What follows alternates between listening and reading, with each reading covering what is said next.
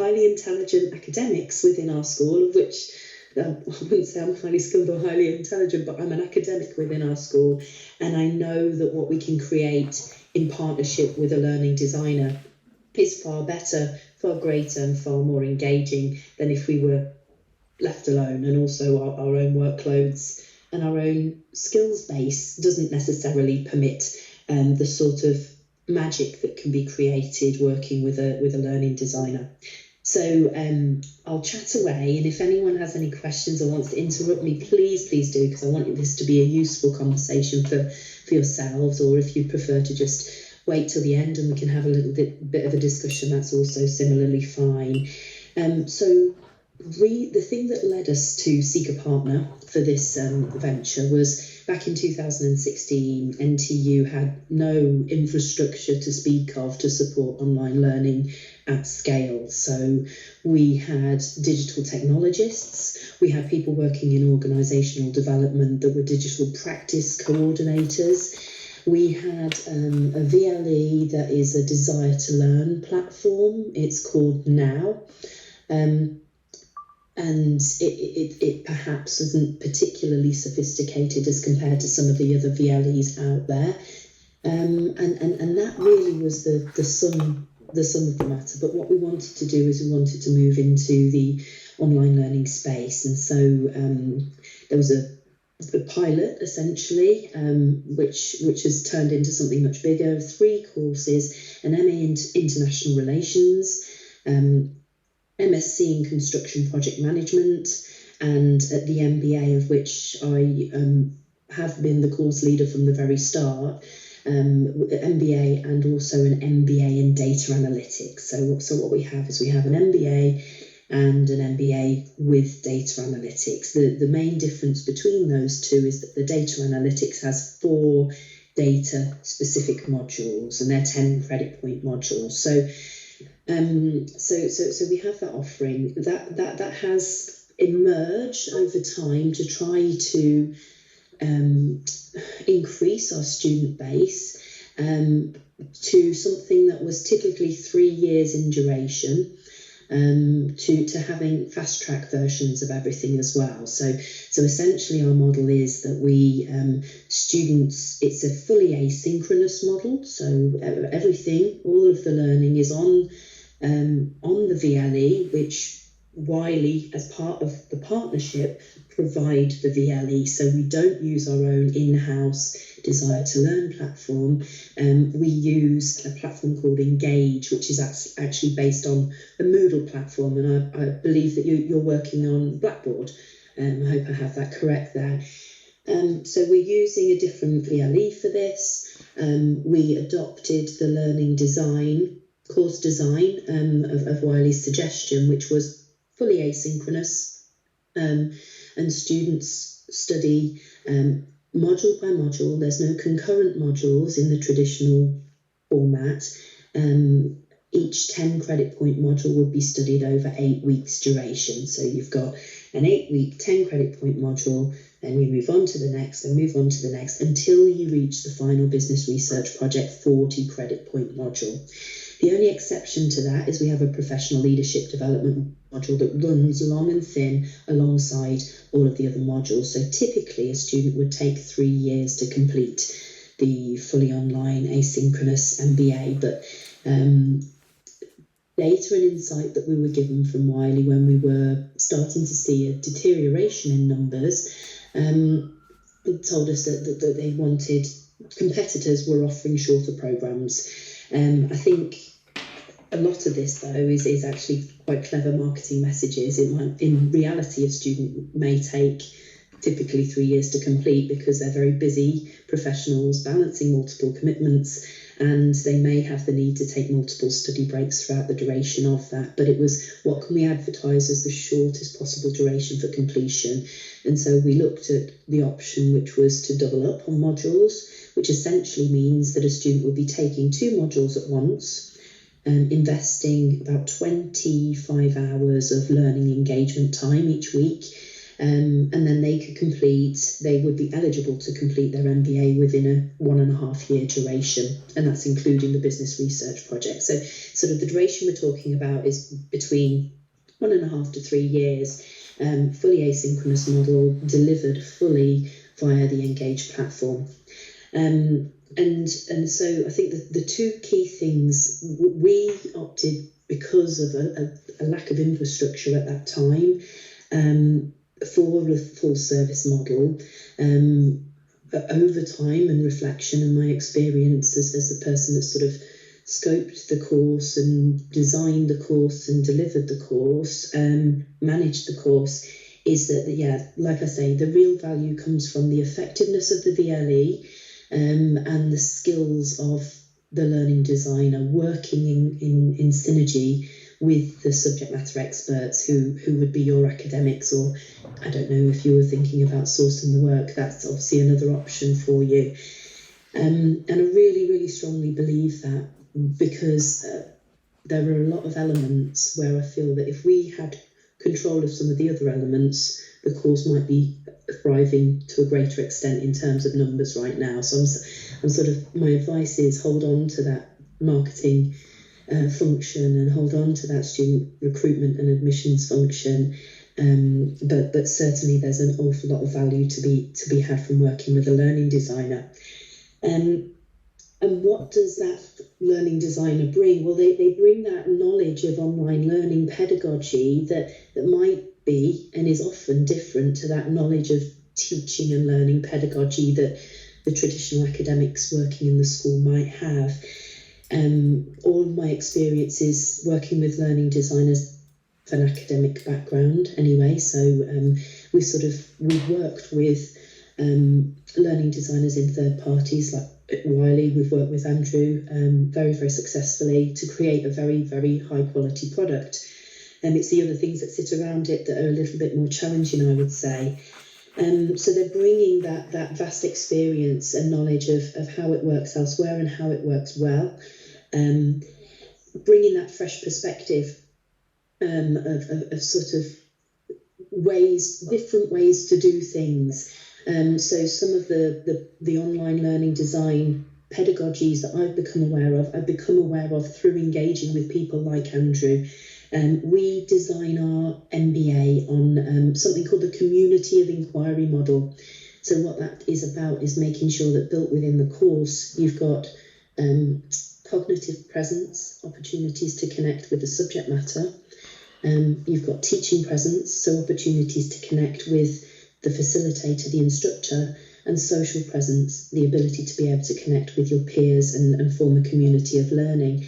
And I think that is a very simple and very effective way to design a programme and create an environment whereby students are working remotely, but I'd certainly contest the phrase distance learning. In fact, I hate the phrase distance learning. I think it doesn't have to feel distant in any sort of way. It's online learning and it can be incredibly collaborative, but often academics aren't aware of the ways in which those social connections can be created, and that's what a learning designer would bring to the party, basically.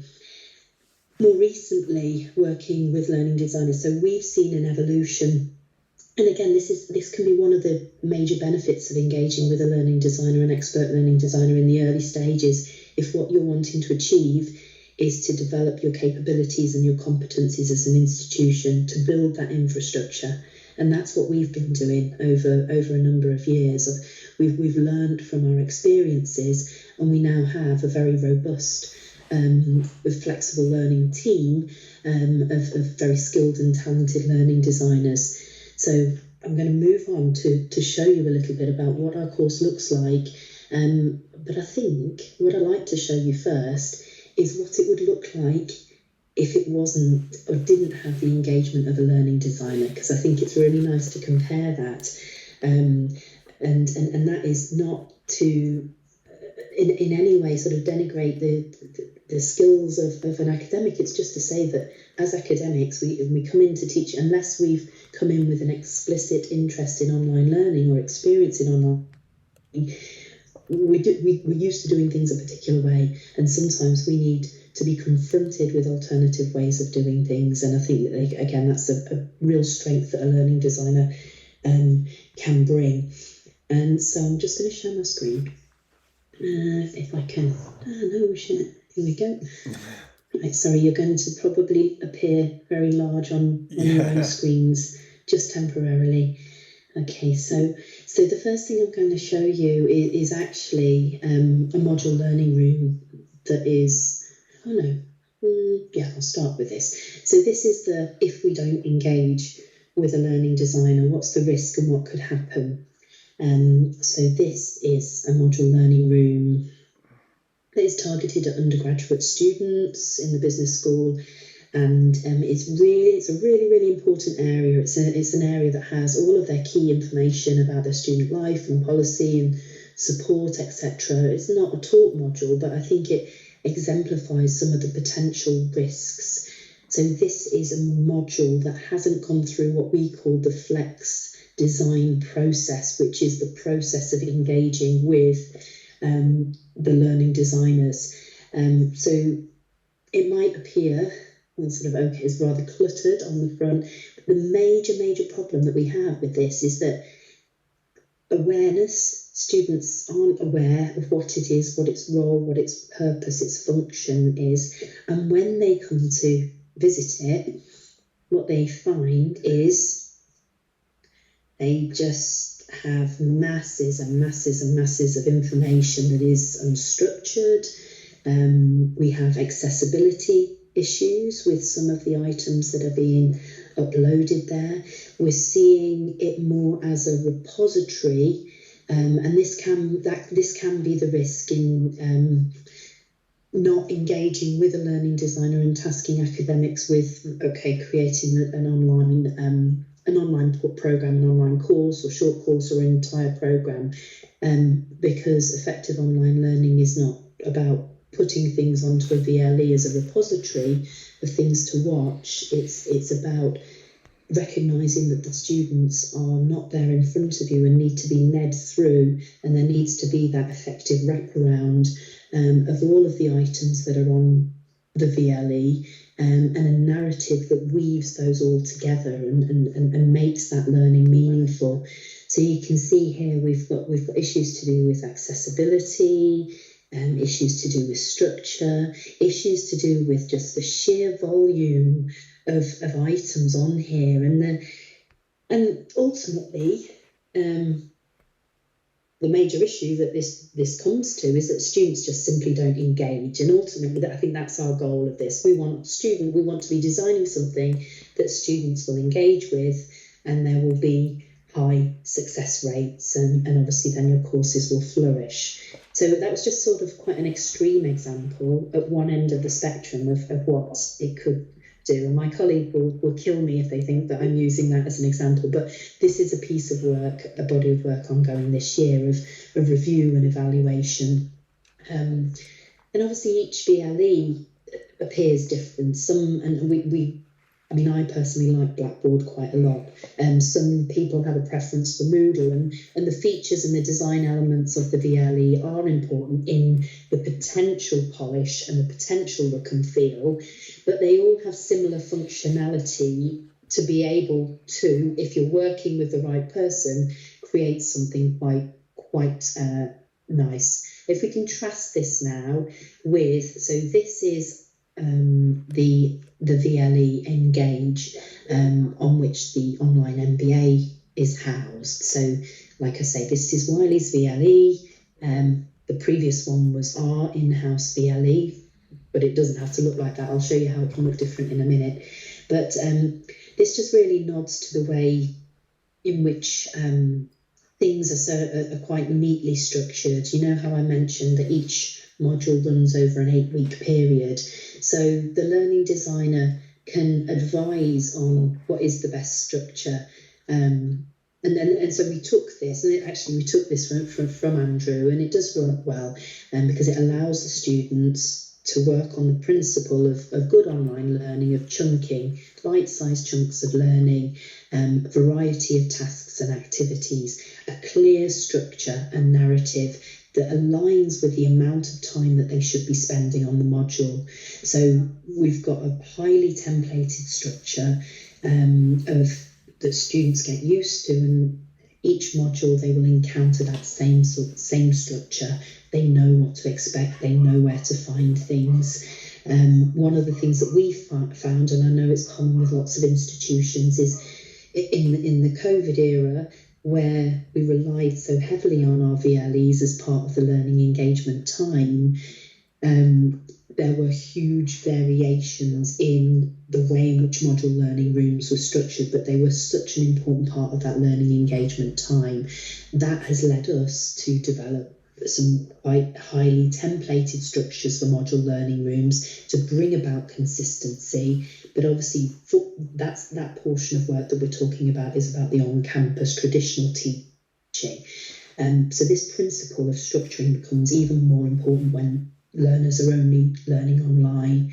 And if we just dig into some of these units, what you'll see is that it's not just a series of attachments of articles. And again, we took advice and guidance on things like video length and video quality from the learning designer, and many learning designers will provide videography services as well, which means that the quality of the product is far more polished than if we as academics were creating ourselves, and can be achieved far more quickly and efficiently than if we were left to do it ourselves. Because essentially, if we're to do it ourselves, we have to train and learn how to do it first if we don't already know how to do it. So again, time saving and efficiency is one of the benefits of working with a learning designer.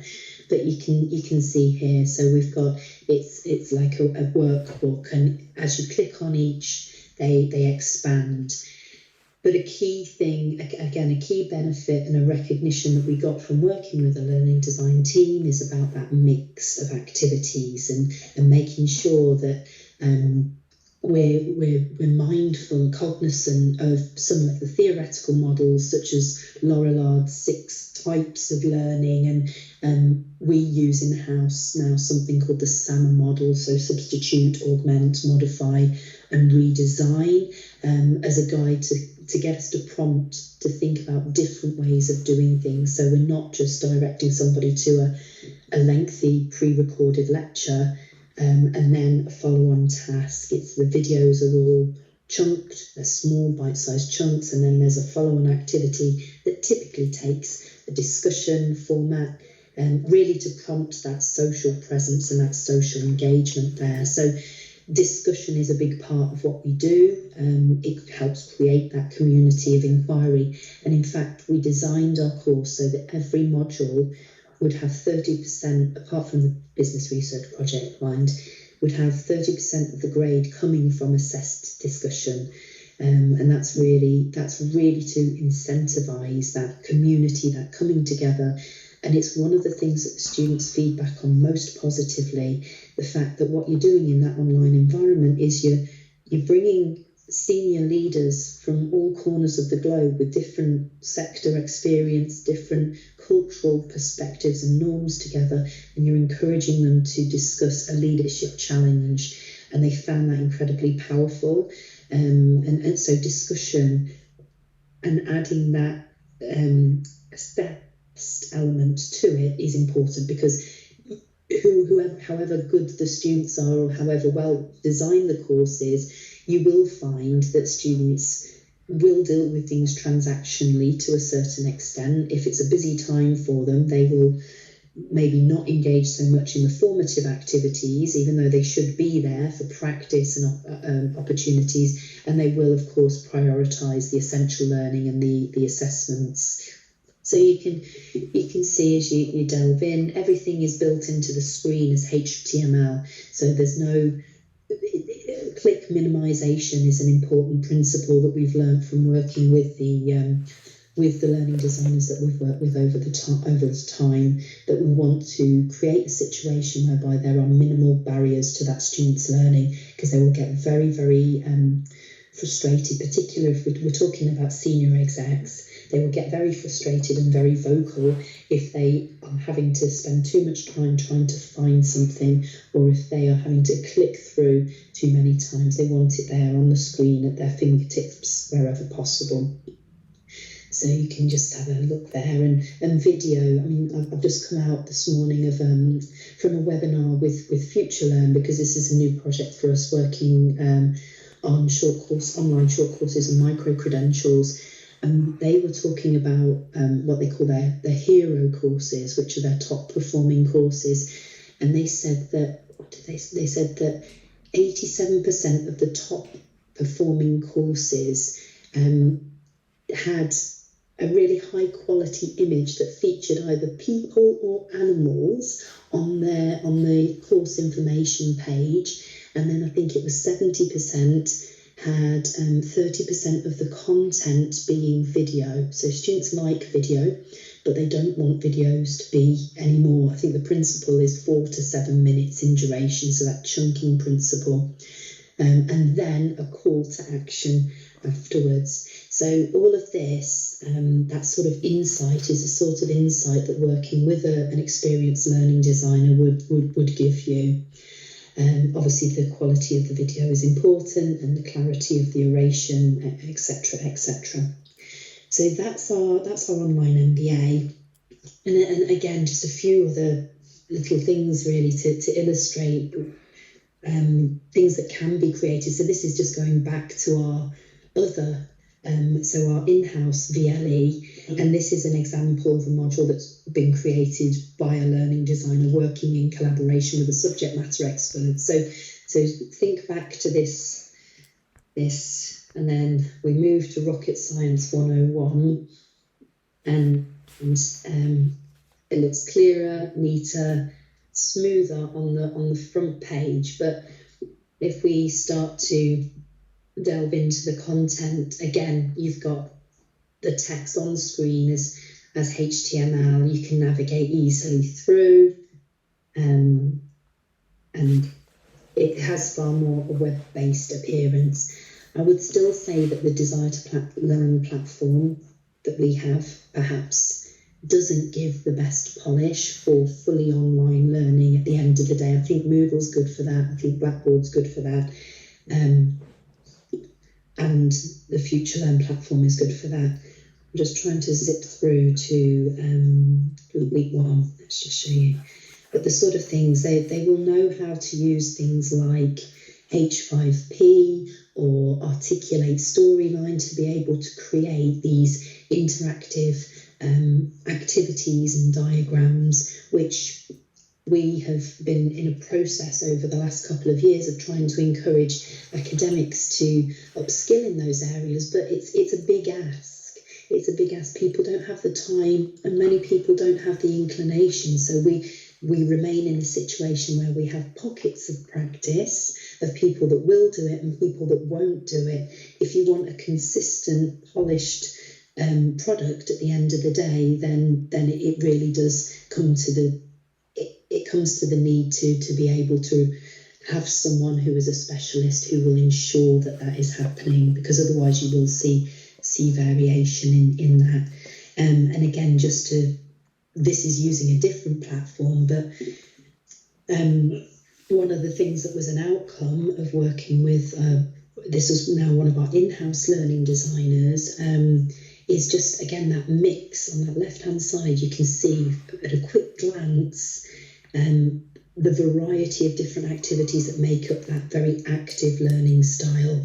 And left to me alone, I do have an active approach and an inclination towards that, but it wouldn't have been so mixed and varied, because the very first thing we did with the learning designer is we sat down and we storyboarded, and we ensured that there was constructive alignment between each of the steps and the learning outcomes. So it's that fresh pair of eyes, it's that sense check, it's that project manager that is really, really valuable in all of this, which is what a learning designer could provide.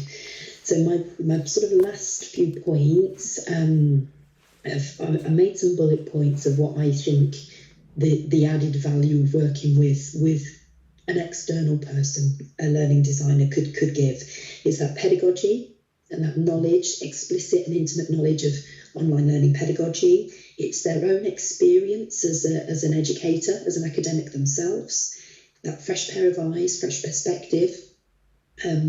It's ensuring a structured approach will be taken. It's project managing, and a testament to this now, because I'm project managing our online short courses and micro-credentials, I'm losing my voice, development, and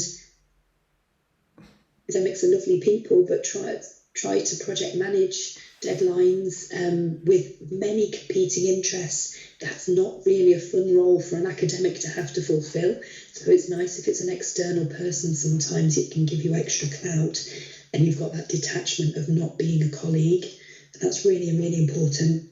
It also ultimately impacts upon the look, the feel, the polish, and ultimately the engagement of the students with the finished product. So I think it's a really good approach for building your capabilities as an institution, whilst at the same time retaining control over your brand identity, or your admissions, and the bulk, I suppose, of your revenue, which ultimately is very important. So I'll shut up now, and if anyone's got any questions, please don't hold back. Thank you very much indeed, Faye. That was great. That was very helpful. So yeah, do any of our colleagues in Glasgow have any questions for Faye? Faye, John here. I can't get my camera to work, which is nothing to the problems you've had. I'm just interested in how much of an investment, have you any idea how much money your organisation sunk into this? Well, I don't know what the original contract terms were, and I know details since you do, Andrew. You do. As Faye said at the start, the Wiley arrangement was a revenue share.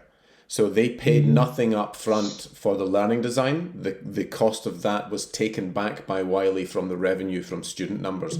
But as Faye said, in that arrangement, because they went for the full OPM, actually Nottingham Trent are not happy because they're not getting the sufficient numbers that actually justify the amount of time and effort they've put in. But that's absolutely confidential between us. Okay.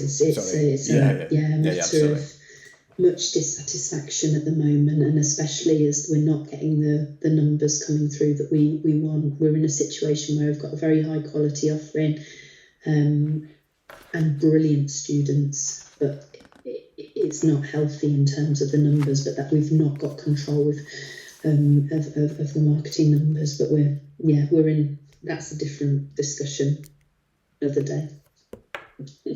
Maybe not another day. You've made the right decision as it is. I've got a question for you. Your MBA, is this online learning, is this completely different in terms of structure, module, content, etc.? Obviously, I was interested in the assessment strategy. Obviously having the 30% from the taking part in all the wee activities and discussions. So how different is the MBA online from your full-time offering on campus? Quite drastically different, and again, because we had a fresh pair of eyes telling us to do something different, that assessment strategy was appropriate for the online learner. We have over time, because what we've got is a situation whereby for a 10 credit point module on an on-campus executive MBA, they've probably got 1 point of assessment. Whereas with the online MBA, in some cases, they have 4 pieces of assessment, smaller bite-sized chunks, to include maybe 2 pieces of assessed discussion over an 8-week period. That's fine because that's appropriate. The idea is it's that bite-sized chunk that keeps people engaged, and that works for people that expect that and have been inducted to expect that. Where it doesn't work is where we've had instances of, for example, there were some people on the executive MBA that failed their finance module. So we put them back through the online module. And of course, we're up in arms because their assessments, this harder, actually, a lot harder. So this dispels any myths about online learning being an easy option. It definitely isn't, because you've got that need for that constant engagement. So I really strongly advocate discussion being part of the grade. But I think if I were to start from scratch, I would probably have one, for a 10 credit point module, one other smaller piece of assessment. And what I would do is make it a digital artifact. So anything that can be produced digitally, so that the student has total choice and freedom and flexibility for personalisation over what that output is. So you're testing their ability to apply knowledge, but they can do it in a way that they can. And that's just something I've learned since then, because I think we're very much wedded to traditional methods, and the online environment gives a perfect opportunity to just throw that all up in the air and do it differently. It's really interesting, because what was going through my mind when I looked at some of the examples was the depth. You know, obviously a lot of our MBAs, they might have one assessment for 15 credit modules, but it might be a 2,000 word or a 2.5 or 3,000 word report, you know, if there's only one assessment on the module. So obviously the emphasis there is on them going away, getting into something in depth and maybe not being as spoon-fed and going and finding information. So it's a totally different way of thinking from maybe what we would do. It's really interesting. We have a graduate apprenticeship module obviously as well, and it is seven-week chunks for one module. And the challenge we have is getting students to engage, to do their upfront bit, to come onto campus and do them upfront. You're supposed to engage and do things and then do this one big assessment at the end. But they don't do all the wee learning steps in between. Yeah. And staff modulators find that annoying. Hitting their head against a brick wall trying to get students to engage in that, but it's not assessed. The little bits that they're doing, are not assessed. So, interesting. Finance module, they actually build up to their assessment. So one approach for you could actually be that those little tasks actually form the final assessment, and then you're scaffolding the assessment throughout the duration of the module, and it makes everything meaningful. Yeah, it's a totally different way of teaching, isn't it, and assessing, a totally different learning strategy, and it does make, John, the two programmes quite different from the full-time programme and the online programme. But what I would say is, if you're looking for interchangeability and flexibility, which I think ultimately this would be what we would like, although there's a lot of questions and considerations, is to have some sort of blended continuum from the online to the fully on campus full-time. There do need to be commonalities, because if you're going to allow a student to be able to pick and choose, it all needs to be equal and comparable.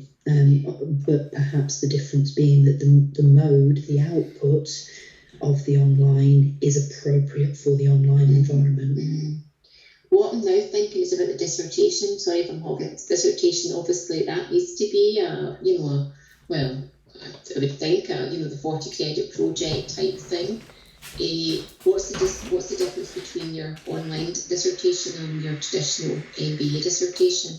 The only difference is that we get them to do a viva as that validation of the fact that it was them. And that was really interesting, that it's because obviously that can be a concern, the falsification of identity, and it was that final opportunity to check that the person that has created that work and that standard of work throughout was indeed John Smith, not whoever.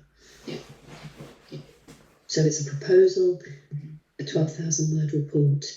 I mean, I think we could be more innovative in that, but there's lots of changes going on that have meant that at the moment we're not making too many changes to the MBA. Yeah. No, that's really helpful. That's really interesting. But we obviously, if they're doing lots of small chunks of assessment and all of a sudden they've got a huge assessment, it could be a bit of a culture shock for them. So maybe some sort of variety across different modules might be required. But absolutely. And what we do, we have an academic mentoring scheme. So each student starts with us, they're appointed an academic mentor, and the agenda point for discussions as they move into their second phase is that the academic mentors start to prompt them to think about the BRP, talk about topics, give them advice, be that sounding board. So it's introduced, the whole idea of the BRP is introduced at a very early stage, and they build towards that. Thanks, that's really helpful. Thanks very much. It's our pleasure. Shirley, hi.